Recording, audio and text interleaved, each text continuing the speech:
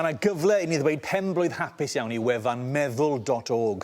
Gwefan sy'n cynnig gwybodaeth, profiadau ac adnoddau iechyd meddwl ar cyfan yn y Gymraeg. Ie, cyn i ni gael sgwrs gyda Wyth a Iestyn Gwyn Jones sy'n gwirfoddoli i'r mudiad, mae yna gyfle i ni glywed gan un o'r sylfaenwyr, Manon Ellis James. Wnaethon ni sefydlu meddwl.org fel gwefan 8 mlynedd yn ôl, yn bennaf oherwydd oeddwn ni'n teimlo bod yna ddiffyg gwybodaeth a chymorth iechyd meddwl ar gael yn Gymraeg. A phan chi'n trafod rhywbeth mor bersonol a iechyd meddwl, mae'n gwneud byd o wahaniaeth i allu gwneud hynny yn yr iaith chi'n teimlo fwy y cyfforddus yn ei siarad. Erbyn hyn, ni wedi cyfrestru fel elusen ac yn trefnu digwyddiadau a yn cynnal stondinau mewn gwyliau, yn ogystal â chadw at y nod gwreiddiol o rannu gwybodaeth a phrofiadau iechyd meddwl yn Gymraeg. Mae'r ymateb ers y cychwyn wedi bod yn wych, a dwi wir yn meddwl bod hynny'n dystiolaeth o'r angen am ragor o wasanaethau a chymorth proffesiynol yn Gymraeg. Erbyn hyn, mae dros 200 o vlogiau ar y wefan, a ni wastad yn awyddus i glywed wrth ragor o bobl sydd eisiau rhannu profiadau, felly mae croeso chi gysylltu gyda ni. A dwi'n edrych mlaen i weld sut bydd meddwl.org yn datblygu dros y blynyddoedd nesaf. Bendant. Bendant, ie, diolch yn fawr iawn i ti, Manon. Wel, mae Wyth a Iestyn sy'n wirfoddolwyr cyson i'r wefan yn cadw cwmni ni nawr. Iestyn, ni'n ddechrau gyda ti. Twmod, siwr ddys di yn rhan o'r cyfan i ddechrau? Wel, nes i ddechrau gan rhannu'n bach o'n stori fi ar y cyfrwng cymdeithasol. A fi wedi bod yn delio gyda problemau iechyd meddwl ers yn ifanc iawn. Nes i sgwennu cerdd yn nhw heno, a wedyn nath meddwl.org cysylltu gyda fi a mynd, fydde ti'n cyfrannu a ti'n gwefan ni a ti'n anoddau ni. A wedyn ers hwnna, just wedi eisiau helpu pobl eraill really, a cael mwy a mwy o gynnwys yn yr iaith Gymraeg allan yna. Achos pan o'n i ar yngweithio, falle pan o'n i'n iau gyda'n iechyd meddwl, o'n i'n stryglo i ffindo'r defnydd Bydde ti wedi dwlu felly, yn union. Cael rwle fel meddwl i droi. Felly ie, ers hynny wedi bod yn helpu gyda'r elusen dros y blynyddoedd. A mae'n siŵr bod yn helpu sawl un hefyd bod ti wedi bod trwy'r cyfan dy hun yn de?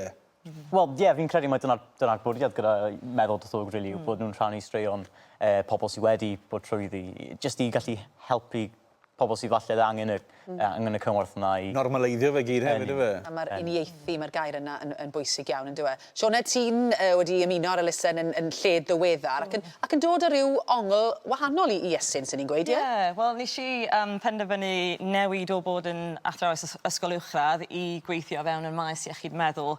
Un o'r pethau sy'n o'n ni'n teimlo'n gryf amdan oedd bod yr angen i cael pobl sydd wedi gallu siarad Cymraeg yn y maes. Felly dwi'n mynd i fod yn cychwyn fy yrfa newydd fel seicolegydd cynorthwyol a gobeithio yn y pen draw bod yn ail hyfforddi fel seicolegydd clinigol. Felly, ie, a wedyn nes i dod ar draws y wefan meddwl dros y blwyddyn dwytha yma.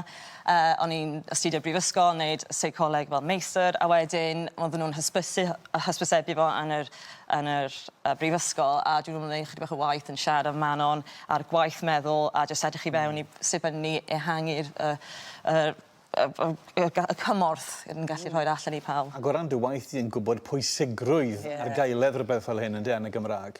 Ie, yn wedi cafo'r therapi, achos wrth gwrs, mae therapi... Chi'n gorfod gallu siarad yn y iaith, ydych chi'n gyfforddus gallu siarad yn yma.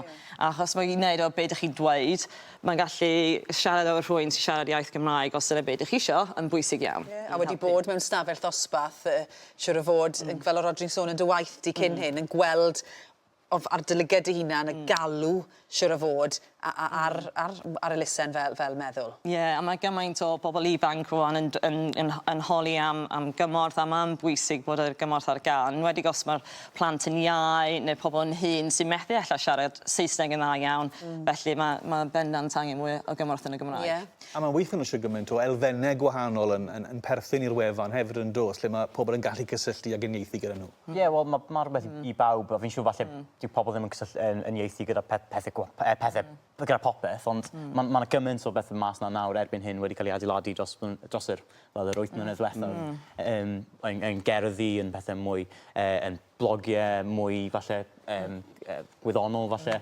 Felly ie, mae'n neis cael clywed straeon pobl eraill a gallu... Ie, jyst agor y sgwrs i fyny. A ni'n nabod ti, Iestyn, wyt ti wedi bod ar y soffa yma o'r blaen yn berson creadigol iawn ac wedi defnyddio'r creadigrwydd yna i helpu pobl arall, amryw o brosiectau. O ryw syniad i ni'n gweld y waith di yn y cefndir fyna o gerddoriaeth i bodlediadau i gerddi fel o ti'n sôn. Ie, wel, nes i ddechrau gyda'r gerdd nes i sgwennu heno, wedyn wedi cyfrannu at y podlediad nathon nhw. Podlediad o'r enw Tu ôl i'r wen, nes i sgwennu'r wythgan ar gyfer y podlediad yna hefyd. A wedyn yn fwy diweddar cyfres o'r enw Fy Lles, lle mae pobl yn edrych ar y pethau mwy positif o ran pethau bach sy'n gallu helpu o ran llesiant. Gwych, gwych. Mae'r gwaith yn wel yn amlwg yn cael ymateb arbennig hefyd. Ac mae'n debyg mae adroddiad newydd mas heddi gan Elusen Mind yn dangos bod nifer o bresgripsiynau gwrth iselder yng Nghymru wedi dyblu yn ystod y 10 mlynedd diwetha. Hefyd yn dangos bod yna ddiffyg adnoddau, felly Sioned, felly mae'r galw am yr adnoddau gan meddwl.org yn amlwg yn mor werthfawr.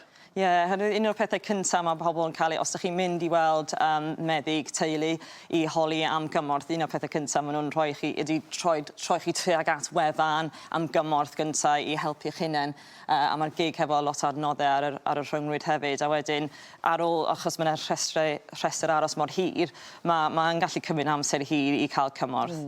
Felly mae'n gwybod, bod yna rolau droi yn syth, falle. Falle cyn mynd at y meddyg, falle o ran goffod aros i weld meddyg, bod yna rolau, mae rhywun sy'n saff ar y ffôn, ar y tablet i gallu cysylltu. Mae'n swnio fel rhywbeth mor fach, ond just cael ychydig bach o wybodaeth yna, cael y teimlad yna, mae pobl eraill yn mynd trwyddo fe, gallu dysgu o profiadau pobl eraill, mae'n gallu gwneud gwahaniaeth enfawr. Mae'n gwneud gwahaniaeth fyd, pobl fath o ti yn siarad am yr holl beth, ac yn ogystal i ni, un arall sydd wedi siarad yn agored iawn am problemau iechyd meddwl yw'r gantores Non Parry, a mae hi wedi danfon y neges yma ato ni.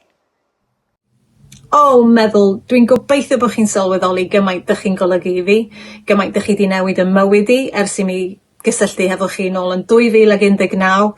Dwi wedi cael y fraint o weithio hefo chi ac agor y sgwrs am iechyd meddwl. Dwi wedi hyfforddi fel therapydd yn hun, a mae hynna i gyd oherwydd chi, ond yn bwysicach na hynna, oherwydd chi, dwi ddim yn teimlo'n unig bellach, a dwi'n gwybod bod chi'n neud hynna i cannoedd, miloedd o bobl eraill, felly diolch, a penblwydd hapus! Penblwydd hapus yn wir, ond ymlaen ar te, mae'r 8 mlynedd cyntaf wedi bod yn gynhyrchiol tu hwnt wedi helpu gymaint o bobl fel oedd Non yn sôn. Be sy'n nesaf ar te?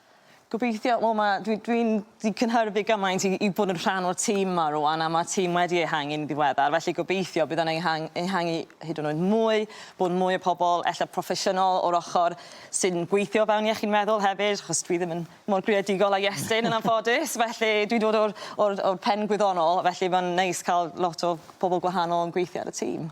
Adeiladu ar beth sydd gyda ni'n barod rili, ynddo fe? Ie, ymlaen. Penblwydd hapus a diolch o galon i meddwl.org yn dyfed maes. Diolch i'ch dau hefyd. Ie, am ymuno ni prynawn yma. Ie,